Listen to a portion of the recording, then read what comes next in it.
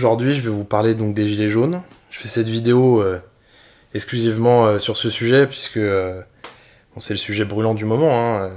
Mais en fait, j'ai pas envie de le traiter comme si c'était quelque chose de passager, puisqu'à mon avis, ça n'est pas du tout quelque chose de passager. C'est un sujet profond, dans lequel énormément de gens s'investissent, et qui est une forme encore jamais vue, je crois, depuis... Enfin, pas jamais vue, mais en tout cas pas vue depuis très très très longtemps.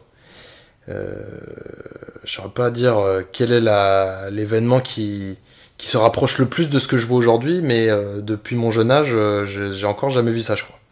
D'habitude, on a toujours donc les manifestations syndicales habituelles, que je critique pas, parce que aujourd'hui, les Gilets jaunes, ils se prennent un peu, je pense, les mêmes trucs que se sont pris pas mal de manifestants auparavant, pas mal de violence, donc chacun sa peine, quoi.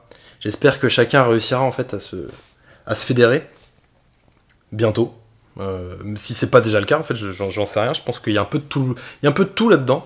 C'est ça un peu qu'ils harcèlent le pouvoir. Avant, c'est vrai que il y avait donc des organisations politiques qui menaient les manifestations avec les syndicats.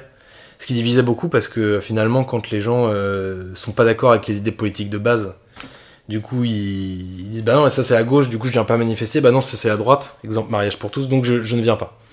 Là, en fait, c'est des revendications extrêmement basiques, en fait, extrêmement... Il y a même la base, en fait, même le truc le plus simple, les Français ne l'ont plus. Et donc c'est totalement légitime que les gens se révoltent. Est-ce que c'est une révolte ou une révolution ? Ça fait partie des choses qu'on peut se demander, hein. Fait partie des grandes phrases aussi de la Révolution française. Bref, donc moi je les soutiens évidemment, je soutiens à 200%, et je fais pas que soutenir, je participe. Je serai évidemment à l'acte 3. L'acte 3 qui s'appelle quand même Macron démissionne. T'as quand même des mecs, enfin les mecs qui créent les événements, je regarde pas qui c'est, je sais pas qui c'est, parce qu'ils sont pas connus évidemment, il n'y a pas de représentants, mais ils ont, voilà, ils ont la main lourde, c'est-à-dire Macron démissionne. Voilà, il y en a, ils foutent le feu dans les rues. Voilà, c'est un style. Après, je comprends qu'il y a plein de gens qui aiment pas la violence. Il y en a qui, j'entends dire un peu par-ci par-là qu'il n'y a pas d'omelette sans casser des œufs. C'est un peu vrai. C'est-à-dire que si tu n'impressionnes pas, c'est-à-dire quelque part, si tu ne fais pas peur, si tu montres pas qu'il y a un peu de rage, un petit peu de colère véritable, si le gouvernement il t'écoute pas. Pour lui, c'est un jeu, c'est une partie d'échecs en fait. C'est quelque part, s'il te reste, si 3 pions contre une dame, tu vois, tu fais pas le poids. Il y a une transition en fait qui est en train de s'effectuer. Une transition complète dans le style, dans la forme, dans les gens qui sont à l'intérieur de ces manifestations. J'appellerais peut-être même pas ça des manifestations d'ailleurs, c'est autre chose, c'est pas une manifestation, c'est comme j'entendais quelqu'un dire, c'est du tourisme, c'est qu'il y a des gens éparpillés comme ça dans la rue, ils se donnent rendez-vous, les gars, ils se baladent, ils sont dans Paris, ils se baladent. C'est un peu étonnant avec des gilets jaunes, ça fait un peu tir au pigeon, moi j'ai un gilet jaune, si tu veux me défoncer, le CRS tu peux. C'est un style, quoi, c'est un peu particulier, mais allons-y, quoi. Mais moi, je serais le pigeon, voilà, quelque part, je serais le pigeon qui se fera tirer dessus, alors j'espère que je vais pas mourir. C'est vrai que je pense qu'on est pas mal à s'inquiéter, ceux qui veulent y aller, t'y vas pas avec tes gosses. Tu vois, quelque part, tu sais qu'à un moment donné, il y a un jet de chaise qui peut arriver. Donc, tu vois, bon voilà, t'es pas à l'abri de te prendre, si tu veux, une grenade. Qu'à un moment, quand tu sais pas si tu peux te prendre une grenade ou un pavé, voilà. Donc... Bref, l'analyse que je voulais produire, parce que là, je dérive comme en habitude, mais l'analyse principale, à mon avis, il y a quelque chose de fondamental, c'est qu'il y a un rejet du réchauffement climatique. Voilà, si vous voulez, le gouvernement, il applique une mesure qui est complètement logique, de son point de vue. Le gouvernement joue son jeu, c'est-à-dire il dit, bon, bah maintenant on va taxer,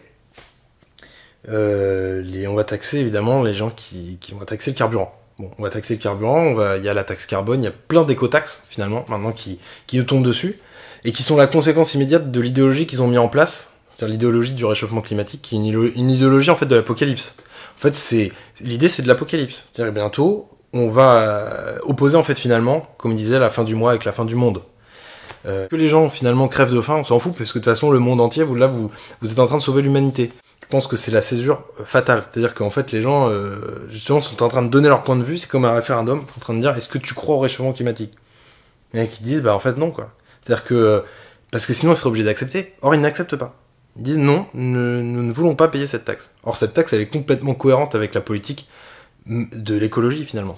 Donc à mon avis les gens refusent cette idée de l'écologie, cette espèce d'écofascisme, comme je l'appelle, parce que moi je pense vraiment qu'on est dedans, à dire que nous allons disparaître et que nous devons... C'est un peu la même idée, je sais pas si vous avez vu une série qui s'appelle Utopia. Utopia dit qu'on est trop sur cette planète, et que du coup il y a un petit groupe d'individus qui sont évidemment les privilégiés.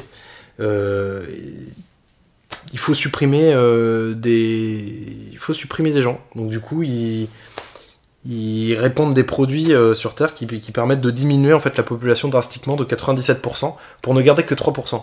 Et 3% évidemment les plus aisés qui vont ensuite se partager le monde, quoi, et se partager les ressources. C'est un peu ce genre d'idée, c'est un peu ce genre de folie. Donc au nom du climat, maintenant on va devoir sacrifier nos vies, quoi.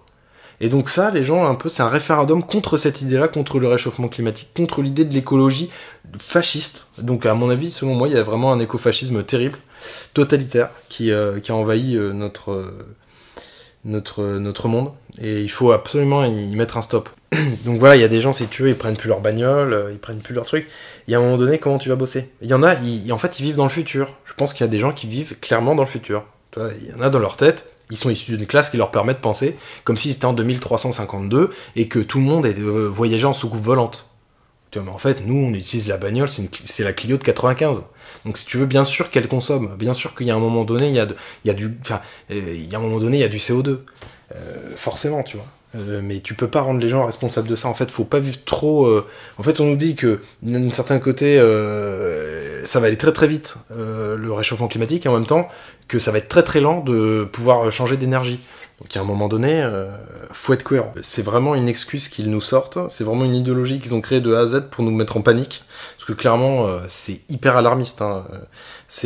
Dans 10 ans, voilà. Mais moi, j'ai des amis qui disent qu'ils ne veulent plus faire de gosses à cause de ça, c'est-à-dire qu'ils se pourrissent la vie à cause de scientifiques véreux qui leur vendent de fausses informations, de fake news. Enfin, là, on est dans la fake news la plus complète, on est dans le complot le plus total, je veux dire.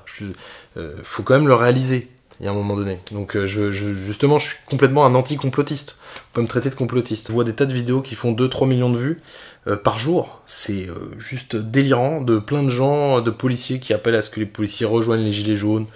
De vidéos d'ailleurs dans lesquelles on voit beaucoup la police frapper. Hein. Il y a quand même une tension vis-à-vis de ça. On comprend pas vraiment pourquoi finalement la police et les CRS s'en prennent finalement aux manifestants qui, quelque part, pourraient avoir les mêmes revendications d'eux. Parce que finalement, à chaque fois, évidemment, le pouvoir essaye de diviser les gens. Voilà, mais de toute façon, c'est les jeux du gouvernement. Le gouvernement va toujours, on voit bien dans les tweets, qui fait flatter la police, pour que la police continue à faire le boulot. Il va peut-être même doubler leur salaire, tu vois, au bout d'un moment, parce qu'il va être obligé pour pouvoir se protéger. Parce que bientôt, les mecs, ils sont à l'Elysée, ils prennent le gouvernement, je te jure, ils lui coupent la tête, le mec. Macron va peut-être finir avec sa tête au bout d'une pique, un jour, j'en ai connu d'autres. Hein. Donc voilà, non évidemment c'est ironique, hein, je ne souhaite pas du tout ça, le moins du monde. Je suis absolument contre la violence. Au contraire, en fait, je pense il vaut mieux que tout se passe bien, que Macron recule, qu'il abandonne son mode de pensée, même si je n'y crois absolument pas. On va être clair. Ok, on est dans la contestation, ok, on sait qu'on veut que ça change et on sait qu'on veut autre chose, mais maintenant il faut essayer de réfléchir. Peut-être trouver des gens qui vont être, entre guillemets, des porte-paroles. Moi, je suis pour qu'on prenne des gens totalement lambda. N'importe qui, en fait, au hasard. Limite tiré au sort. Voilà, la vraie démocratie, quoi. On les prend comme ça, et on les briefe. Un peu plus d'argent, on enlève les taxes, on enlève plus d'impôts, enfin bon. Voilà, et on les met devant le gouvernement, et comme ça, ils arrivent à... Voilà, et au pire, on le vire. On le vire. Voilà, et on se met à la place. Et donc pour finir, je vais produire une dernière analyse qui me semble quand même assez importante, puisqu'on ne la fait pas depuis le début, alors je suis étonné. C'est la comparaison entre notre époque, donc 2018, les révoltes de 2018, les révoltes des territoires, avec celle de mai 68. Donc 68-2018, 50 ans nous séparent. Et une politique entre les deux qui a été néolibérale de plus en plus, et une politique relativement catastrophique.